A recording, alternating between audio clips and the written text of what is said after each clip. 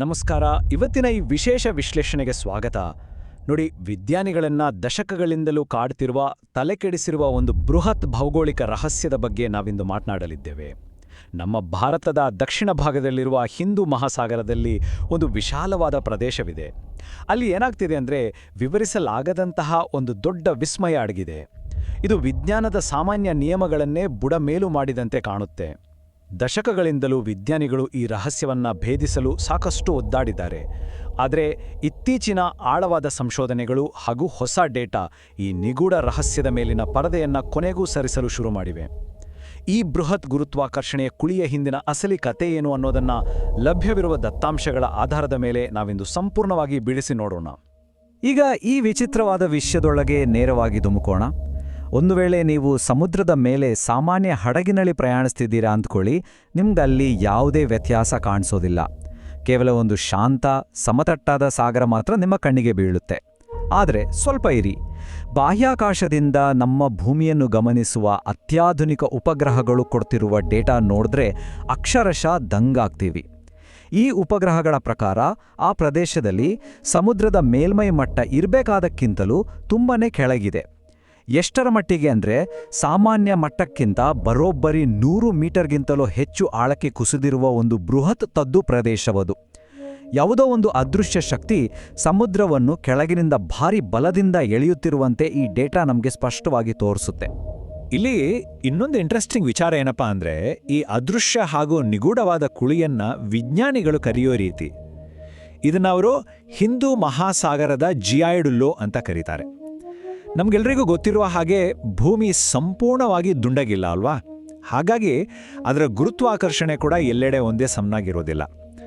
ಆದರೆ ಈ ನಿರ್ದಿಷ್ಟ ಜಾಗದಲ್ಲಿರುವ ಆ ವ್ಯತ್ಯಾಸ ಇದೆಯಲ್ಲ, ಅದು ನಮ್ಮ ಊಹೆಗೂ ನಿಲ್ಕದಷ್ಟು ಬೃಹತ್ತಾಗಿದೆ. ಇಲ್ಲಿನ ಗುರುತ್ವಾಕರ್ಷಣೆ ಎಷ್ಟು ದುರ್ಬಲವಾಗಿದೆ ಅಂದರೆ, ಇಡೀ ಸಮುದ್ರದ ನೀರನ್ನೇ ತಳದ ಕಡೆಗೆ ಎಳೆಯುವಂಥ ಒಂದು ದೊಡ್ಡ ಅದೃಶ್ಯ ಕುಳಿ ಅಲ್ಲಿ ನಿರ್ಮಾಣವಾಗಿದೆ. ಈ ತಾಂತ್ರಿಕ ಪದದ ಹಿಂದಿರುವ ಭೌತಶಾಸ್ತ್ರವನ್ನು ಗಮನಿಸಿದರೆ ನಮ್ಮ ಗ್ರಹದೊಳಗಿನ ಅಗೋಚರ ಶಕ್ತಿಗಳ ಬಗ್ಗೆ ನಿಜಕ್ಕೂ ಆಶ್ಚರ್ಯವಾಗುತ್ತೆ. ವಿಭಾಗ 1: ಬಗೆಹರಿಯದ ರಹಸ್ಯ, ದಶಕಗಳ ವಿಫಲ ವಿವರಣೆಗಳು. ಇದು ನೋಡೋದಕ್ಕೆ ಅಕ್ಷರಶಃ ಒಂದು ಹಳೆಯ ಅಪರಾಧ ಪ್ರಕರಣವನ್ನ, ಅಂದರೆ ಒಂದು ಪೊಲೀಸ್ ಕೋಲ್ಡ್ ಕೇಸನ್ನು ನೆನಪಿಸುವಂತಿದೆ. ಹಾಗಾದರೆ ಈ ಹಳೆಯ ಸಿದ್ಧಾಂತಗಳು ಯಾಕೆ ಫೇಲ್ ಆದವು ಅನ್ನೋದೇ ಇಲ್ಲಿನ ನಿರ್ಣಾಯಕ ಅಂಶ. ಆರಂಭದಲ್ಲಿ ಭೂಮಿಯ ಹೊರ ಪದರ, ಅಂದರೆ ಕ್ರಸ್ಟ್ನ ದಪ್ಪದಲ್ಲಿ ಏನಾದರೂ ವ್ಯತ್ಯಾಸಗಳಿರ್ಬೋದು ಅಂತ ವಿಜ್ಞಾನಿಗಳು ಅಂದ್ಕೊಂಡಿದ್ರು. ಆಮೇಲೆ ಸಮುದ್ರ ತಳದ ಕೆಳಗಿರುವ ಮ್ಯಾಂಟಲ್ ಪದರದಲ್ಲಿ ಸಾಂದ್ರತೆ ಅಲ್ಲಲ್ಲಿ ಚೆದರಿ ಹೋಗಿರೋದ್ರಿಂದ ಈ ರೀತಿ ಆಗ್ತಿದೆ ಅಂತಲೂ ವಾದಿಸಲಾಯಿತು. ಆದರೆ ಜಾಗತಿಕ ಡೇಟಾವನ್ನು ಇಟ್ಕೊಂಡು ಈ ಸಿದ್ಧಾಂತಗಳನ್ನು ಪರೀಕ್ಷಿಸಿದಾಗ ಆಕ್ಚುಲಿ ಅವೆಲ್ಲವೂ ಮಣ್ಣು ಮುಕ್ಕಿದ್ವು. ಯಾಕೆ ಗೊತ್ತಾ? ಈ ಗುರುತ್ವಾಕರ್ಷಣೆ ವೈಪರೀತ್ಯವು ತುಂಬಾ ದೊಡ್ಡದಾಗಿತ್ತು, ಅತ್ಯಂತ ವ್ಯವಸ್ಥಿತವಾಗಿತ್ತು, ಜೊತೆಗೆ ಆಶ್ಚರ್ಯಕರ ರೀತಿಯಲ್ಲಿ ದೀರ್ಘಕಾಲದಿಂದಲೂ ಹಾಗೆ ಸ್ಥಿರವಾಗಿತ್ತು.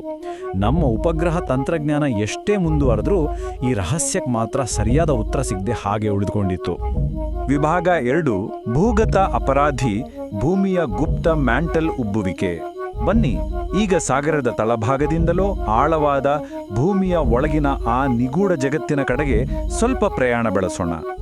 ಈ ಇಡೀ ರಹಸ್ಯದ ಹಿಂದಿರುವ ಅಸಲಿ ಭೌತಿಕ ಶಾಸ್ತ್ರ ಇರೋದೇ ಇಲ್ಲಿ.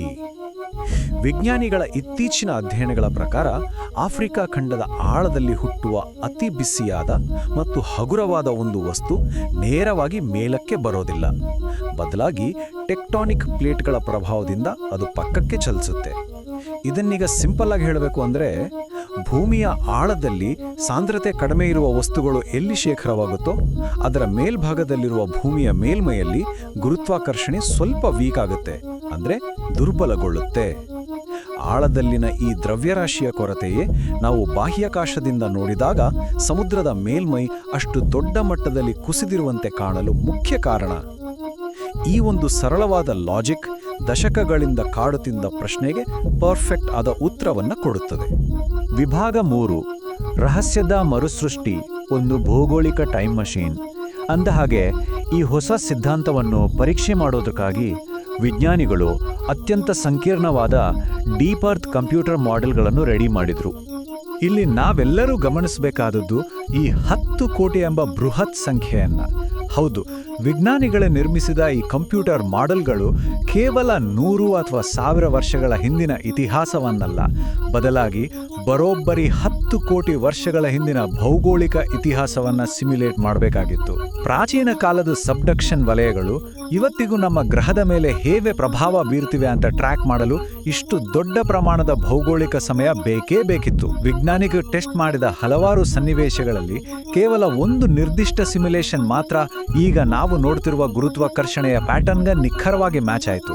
ಇದು ಎಷ್ಟೊಂದು ಸುದೀರ್ಘವಾದ ಭೌಗೋಳಿಕ ಸಮಯ ಅನ್ನೋದನ್ನ ನೀವೇ ಯೋಚಿಸಿ. ಖಂಡಿತವಾಗಿಯೂ ಈ ಪ್ರಕ್ರಿಯೆ ರಾತ್ರೋರಾತ್ರಿ ನಡೆದ ಮ್ಯಾಜಿಕ್ ಅಲ್ಲ.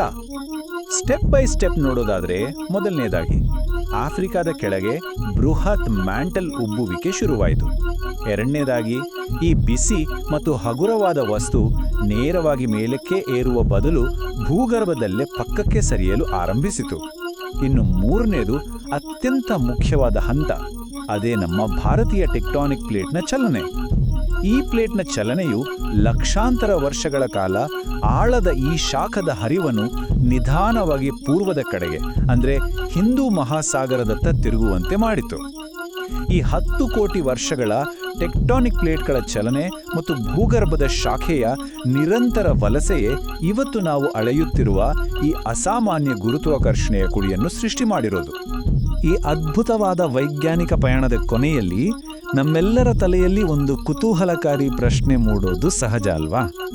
ಕೇವಲ ಹಿಂದೂ ಮಹಾಸಾಗರದ ಅಡಿಯಲ್ಲಿ ಮಾತ್ರವಲ್ಲ, ಇಡೀ ಪ್ರಪಂಚದಾದ್ಯಂತ ಭೂಮಿಯ ಹೊರಪದರದ ಆಳದಲ್ಲಿ ಇನ್ನೂ ನಮ್ಮ ಕಣ್ಣಿಗೆ ಬೀಳಬೇಕಿರುವ ಇಂತಹ ಎಷ್ಟು ಬೃಹತ್ ಗುರುತ್ವಾಕರ್ಷಣೆಯ ವೈಪರೀತ್ಯಗಳು ಅಡಗಿರಬಹುದು? ನಮ್ಮ ಭೂಮಿಯನ್ನು ಒಳಗಿನಿಂದ ಆಕಾರಗೊಳಿಸ್ತಿರುವ, ನಿಧಾನವಾಗಿ ಚಲಿಸುವ ಈ ಅದೃಶ್ಯ ಶಕ್ತಿಗಳು ಇವತ್ತಿಗೂ ಆಕ್ಟಿವ್ ಆಗಿವೆ. ಮೇಲ್ನೋಟಕ್ಕೆ ತುಂಗ ಶಾಂತವಾಗಿ ಕಾಣುವ ನಮ್ಮ ಭೂಮಿಯ ಆಳದಲ್ಲಿ ಎಂತಹ ಪ್ರಬಲ ಮತ್ತು ನಿಗೂಢ ಶಕ್ತಿಗಳು ಕೆಲಸ ಮಾಡ್ತಿವೆ ಅನ್ನೋದು ಈ ವಿಶ್ಲೇಷಣೆಯಿಂದ ನಮಗೆಲ್ಲೆಗೂ ಸ್ಪಷ್ಟವಾಗಿದೆ ಅಂತ ಭಾವಿಸ್ತೇನೆ. ಈ ಒಂದು ಕುತೂಹಲಕಾರಿ ಯೋಚನೆಯೊಂದಿಗೆ ಇವತ್ತಿನ ಈ ವಿಶ್ಲೇಷಣೆಯನ್ನು ಇಲ್ಲಿಗೆ ಮುಕ್ತಾಯಗೊಳಿಸ್ತಿದ್ದೇನೆ. ನಮ್ಮ ಭೂಮಿಯ ಬಗ್ಗಿನ ಈ ಅನ್ವೇಷಣೆ ಎಂದಿಗೂ ನಿರಂತರ.